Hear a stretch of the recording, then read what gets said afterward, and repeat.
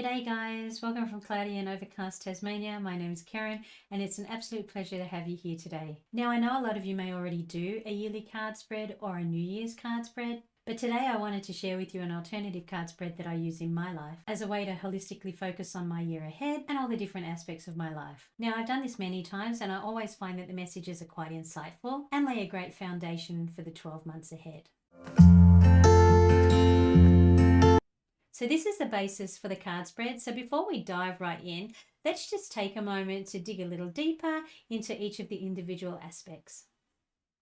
So I'm going to walk you through the 8 different aspects of this spread, and I'm going to show you how I looked at them before I actually drew the cards. And I encourage you to have a look and think about how these areas might show up for you so that you can formulate a feeling or a response or a question or an intention that you can then think about and feel into as you draw the cards to be able to get your reading. So as you can see here, this is the emotional well-being space. So when I came to this space personally, I stopped and I thought about what is it in this space that I want to work on or work with in the next 12 months. So I decided that I wanted to be able to acknowledge and accept my feelings. I wanted to be able to manage my emotions in a productive manner, and I wanted to embrace a positive attitude.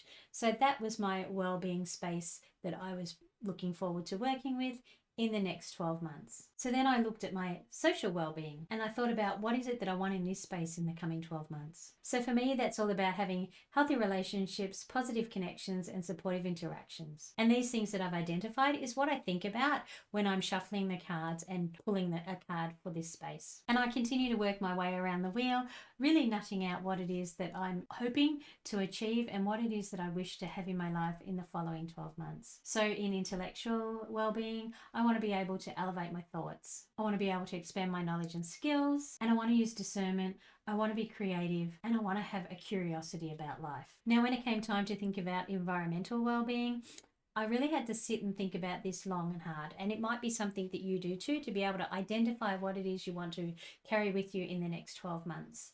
So for me, usually environmental well-being is looking outwards at the environment and seeing, how can I reduce, how can I reuse, how can I recycle? But when I sat with this and I was looking for that link into the next 12 months to be able to do the holistic card spread with it, I came upon the fact that I needed positive, enhancing environments. I wanted harmony with nature, but most of all, I wanted energetically aligned spaces.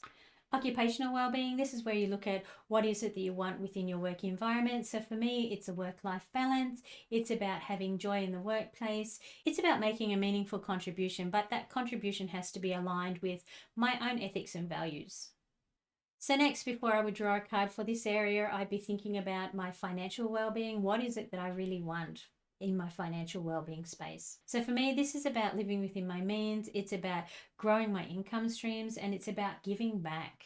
That's what I really want this financial space to really be.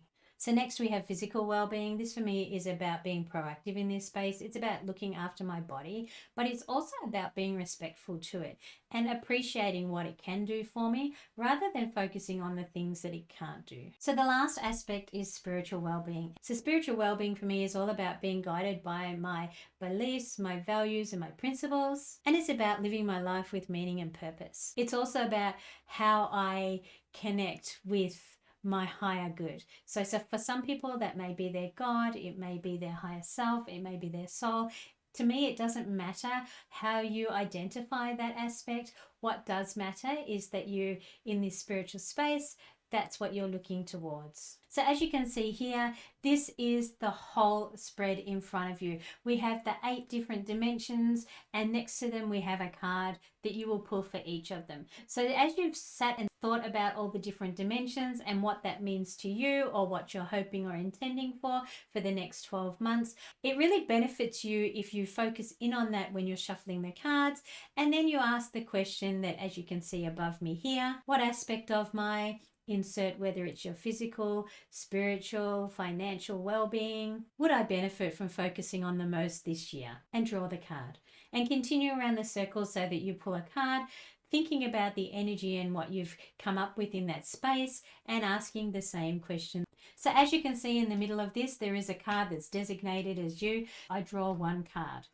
And that card will signify to me the most important focus on this year.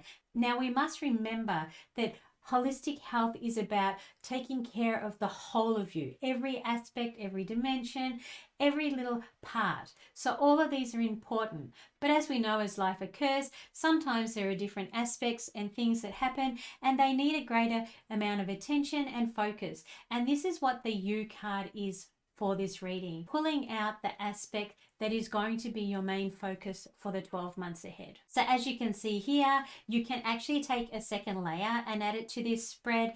And what that does is it allows you to bring in a secondary deck or just a secondary card from the deck that you're using. And again, when you're pulling the cards for each of the different aspects of wellness, think about what it is that you've found in that space, what it is that you're focusing on, and ask the question that is above and follow through the whole thing again as you go through each of the 8 stages. And then once you have that and you've looked at them and you're familiar with how they fall and how they marry with the individual first card, again, shuffle them and pull one out and put it with the U card. And that will give you the secondary layer that you focus on over the next 12 months. So just so you can get a feel for how this might actually work and what it might look like, I'm going to do the single card spread and show you. So normally you would shuffle the cards before you pull them, but we're just going to pull the cards and see what we get. So first we have the different aspects of wellness and the 8 cards that we will be choosing. And then once we have them, you pull one in the middle, and that's your overall holistic wellness for the whole year. So now we'll take a look at the first card. It's for emotional well-being, and if we turn it over, we can see that it is joy. So you might look and go, how does joy fit in with emotional well-being for the year? So basically, that's about learning to emotionally live from the heart. It's about feeling into how your emotions are traveling and really make them heartfelt. That's how I would take that. And that's how I would know that I needed to focus on the most for the year, is learning to live from the heart. Now, if we turn over the next one, it's leadership. I am a beacon of radiance, support, and love. So how does that fit into our social well-being? So that might be that socially I feel the need that I need to step up over the next 12 months and I need to be a leader in whatever it is that I'm doing. It might be that I need to provide space so that I can be a support and show love to other people. Whatever's going on in my life is going to help me interpret the cards and what this means for me moving forward socially in that space for the next 12 months. So the next one is intellectual well-being, and it talks about commitments. My commitments increase my joy and freedom. So intellectually, this tells me that whatever it is that I'm committing to, I really need to take it serious and move forward. Now, it might be a commitment to up-level my thoughts and my ideas. It might be to actually go back to school or university or TAFE and find a way to be able to get more knowledge and understanding. But it's about being committed to the process and making sure that whatever it is that I do in that space, I follow through with. So the next one that I have is environmental well-being, and here I have energy. Healing energy and immense vitality flow through me easily and effortlessly. So this would be telling me that in my environmental space, the places and spaces that I am, so environmentally in my home, in my community, I would be looking at the energy that is there and how that's affecting me. So being really aware of negative energy, positive energy, drops in energy, all the things that affect energy, and being able to find ways over the next 12 months to be able to bring in practices that help to harmonize the energy and make sure that it flows really well. That's what this would be pointing out to me that I needed to do. So the next one we have is occupational well-being. So it talks about purification. My energy field is being cleansed of all that I do not need. So this would be telling me if I'm in my workspace or I'm in doing my occupation, that I really need to be mindful of the energy that is held there. And I need to make sure that I have ways to actually detach that energy from me so that I don't bring it home. So that would be my main focus that I would be doing in the occupational well-being for the next 12 months. So financial well-being, grace. I graciously accept the infinite love of the universe. So in financial well-being, this would have me looking at the fact that, you know what, I need to graciously accept the universe delivers. I need to be really grateful for the money that I do have. I need to be mindful in the ways that I potentially spend it. And I need to really appreciate what I have so that I can level that up and bring more of it to me. So physical well-being, we have enthusiasm. I celebrate everything in my life and I live in limitless joy. So if I was applying that to my physical well-being, I would be like, okay, I really need to be excited and really happy about the things that I can do rather than the things that I potentially can't do. And I need to potentially shift my focus over the next 12 months so that I am actually enthusiastic and engaged with all the things that I can do and with what my body is able to offer to me, and really focus in on that. And the last one here is spiritual well-being, faith. Couldn't have got it better if I tried. My life is divinely guided. So spiritual well-being and getting the card faith is actually for me a really beautiful thing. So that would tell me that I just need to have faith. Whatever my faith is to me, whatever that looks like to me or the person that you're reading for, they just need to really have faith. And their spiritual well-being will be able to blossom and grow.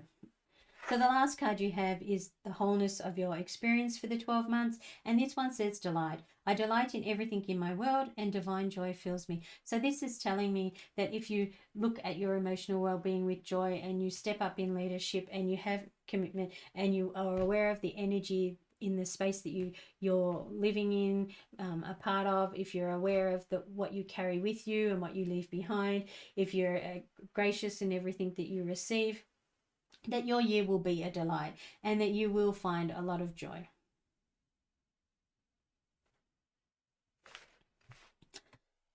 So the next one that we will look at is how that might read if we were using the Self-Care Wisdom cards by Cheryl Richardson. And again, it's just a quick rundown so you get some kind of idea on how it might work for you. And obviously the deck you use, whether it be tarot, oracle, or some other kind of deck, will determine what kind of reading and what kind of depth that you get, and also depending on what your focus is. I mean, if I was doing a year of self-care, then I would probably just do this spread with this particular deck because it's going to give me what I need and it's self-care focused. Okay, so because these cards have, whoops, that one's the information. Because these cards have messages on one side and they have pictures on the other, I would be doing this one with my eyes shut. And again, I'm just going to pull cards because we just need to have a base to be able to look at how this might work. So we'll just pull 8 cards. Whoops, that's from another deck.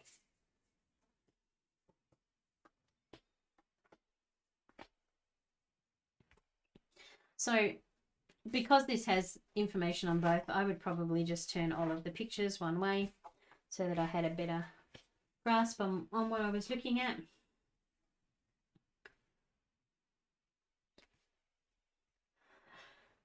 So if these were the cards that I got for my Finding Sanctuary spread for the holistic year ahead, I'd be looking at them and really enjoying what they've got to say. So this one here is in the space of emotional well-being, and it says authenticity. So this tells me that I need to be authentic with my emotions. I need to let people know how I am feeling and how that carries out within my life. Live life for you, not the audience in your head. So definitely being authentic to the way I feel, feeling into those feelings, and following through with actions that are concurrent with those feelings. So the next one I have here is in the social well-being, and it says abundance. Being a thoughtful steward for the money you already have is the secret in creating more abundance. When you trust yourself to handle more, that's when more shows up. So even though it talks about money, I would be seeing this in the social well-being space, that I'm going to have an abundance overflow of social connections, and that the more I put into them and the more that I actually look after those relationships, the more they're going to blossom and grow. So the next one here is intellectual well-being, and it talks about feelings. Healing begins with feelings. Be gentle with yourself and tender with your heart. So intellectual well-being would be telling me that I needed to feel more into my heart rather than my head. I might be making decisions and intellectually looking at circumstances in my life from a really head perspective, the ego, where looking at it from the heart perspective, the soul would be more beneficial for me over the next 12 months. So this one here is environmental well-being. It talks about space. The quality of your life has more to do with what you remove from your life than what you add to it. Give yourself the gift of space. So environmental well-being, if I got this, I'd be looking at ways that I could potentially give myself more space. It might be that I could look at things that I don't need in my life. It might be that I need to declutter. I would be looking at what it is that I'm sitting in and how that may relate to me. So occupational well-being, we have optimism. If you're going to make up stories in your head about people and circumstances, please make them love stories with happy endings. So if I got that in my occupational space, I'd be looking and saying that, maybe I need to shift the way that I look at where I work and how I feel about that, and make sure that I am telling myself the great things and focusing on them rather than potentially looking at the negative things. And that would definitely be a way for me to move forward and improve my occupational well-being over the next 12 months. So financial well-being, here I have kindness. What if being kind to yourself really could change everything? So you might look and go, how could that relate to financial wellness? Well, basically, it's about being kind. If you've looking at your financial situation and you're trying to up-level your wellness in that area, then being kind to yourself. And if you've overspent in the past, that's okay. Don't judge, just move forward. If you're looking at ways that you can improve things, be kind to yourself. Don't turn around and say, I'm going to stop doing this and cash blank stop something, because that may not be in your best interest at this time. It's about making slow and steady changes and being kind to the way that you implement them in your life, especially around money. So the next one is physical well-being, and here we have ease. Today I allow life to be easy.